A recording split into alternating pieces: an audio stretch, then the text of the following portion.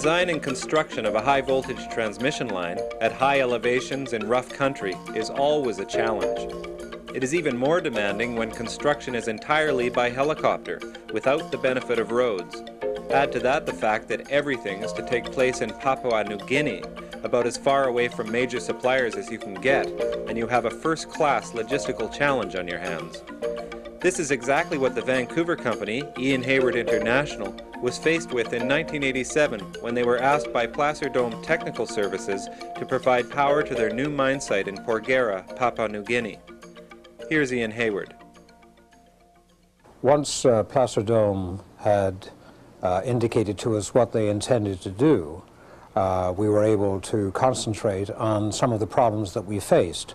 And to go back to their intentions, they had a gold mine of some considerable size, which jointly with two other equal partners, Australian in origin, they proposed to develop at about the 8,000-foot mark in the highlands of New Guinea. Placer was faced with the problem of providing approximately 50 megavolt amps of electrical energy to operate the mine and the ore processing plant. After studying several viable options, Placer identified natural gas turbine-driven generators as the most economical system of power production. These would be located 73 kilometers away at Hides and would be powered by natural gas from the Hides gas wells of British Petroleum. The problem, therefore, was to provide a link between the field and the mine. And in this particular case, it had to be a transmission line. This problem was compounded by the fact there were no roads, and over half the route there was a very significant range of mountains with limestone peaks and soil conditions which almost precluded the economic construction of a road, even if it were politically desirable, which it seemed not to be. So, not having a road with which to build the line, we had to build a line which could be erected entirely by helicopter without the use of roads. It became evident during the course of formulating the project methodology that certain vital decisions had to be made early in order to complete the project on schedule.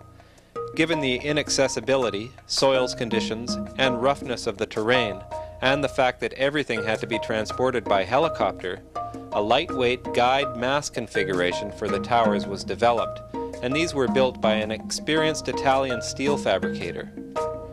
The logistics of gathering together the material and supplies for a project of this scale are enormous. The conductor was manufactured in Vancouver, the insulators and ground wire in Japan, and the hardware and foundation materials in Canada and Australia. Here's Brian Bolden, project manager. From a material ordering point of view, there are many considerations that have to be kept in mind when you're working in isolated areas, in particular Papua New Guinea, which is so far away from the manufacture and purchasing of these items. Commodities like guy wire had to be ordered in large amounts, simply because we didn't know at this stage of the game just where the towers were set. Guy angles had to be measured, elevation differences had to be measured, so contingency had to be allowed for in a great quantity of guy wire. Quantities, when we talk of quantities, we're talking 20 to 25 kilometers of guy wire ordered for the entire project of any one type.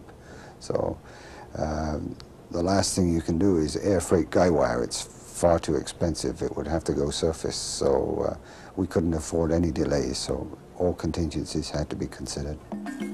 All the materials were shipped through the port of Lae on the east coast of Papua New Guinea, and from there trucked to a central sorting yard. They were then shipped to one of the two construction areas, Hawa Camp in the south and Wiley Creek in the north, where crews assembled and organized the towers. Joe Chesham, a major shareholder in IHI, was area manager for the project and supervised the overall construction.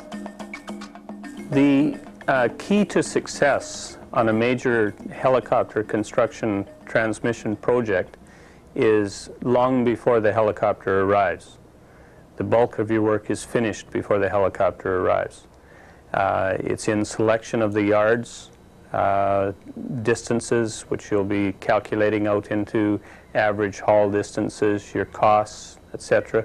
These were not always applicable on this particular job because of the restricted and limited areas that we had available to us that we could actually fly out of.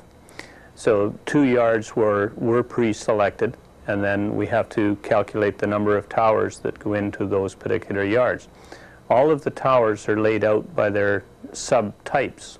The A towers all being in one group of the yard, the C towers all in another, the D towers in another, and the J's in other areas of the same yard. Then all of the towers are decorated. Decorated meaning that all of the insulators, all of the attachment hardware, everything that will be required on completion for that tower is installed, including the guys. All of the guys have already been, guy lengths have been calculated and cut according to the requirements of that specific tower, which literally means that every mast that is located on the line is unique and will only fit in that one location with those particular guys on it.